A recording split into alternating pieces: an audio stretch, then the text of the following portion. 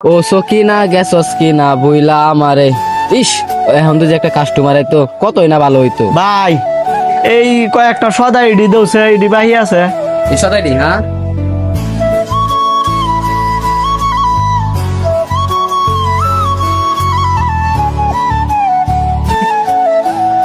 ভাই আপনার 2000 টাকা হইছে। ভাই 2000 একটু কম রাখুন যায় না? না ভাই, কম রাখুন যায় না। মালিক তো নাই, আসলে কে মাইরে দিলে দেখতো।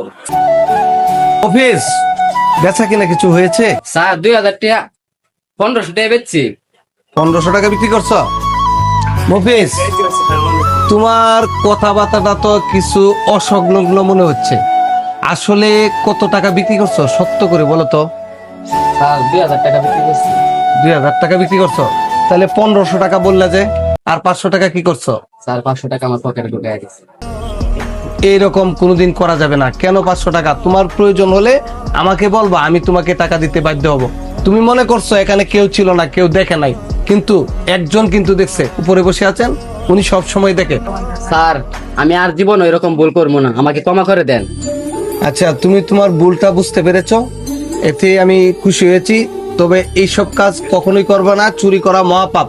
উপরে একজন আল্লাহ আছেন, উনি সব সময় এগুলা কেউ না দেখলেও আল্লাহ সব সময় এগুলা দেখেন। এই ভবিষ্যতে এগুলা করবে না। এক কথায় যে শিকার আসছো, এই জন্য তোমাকে আমি 500 টাকা দিয়ে দিলাম। ভবিষ্যতে টাকা লাগলে আমাকে আগে চেয়ে আমার কাছ থেকে নিবা। এরকম কাজ আর কোনোদিন করবে না।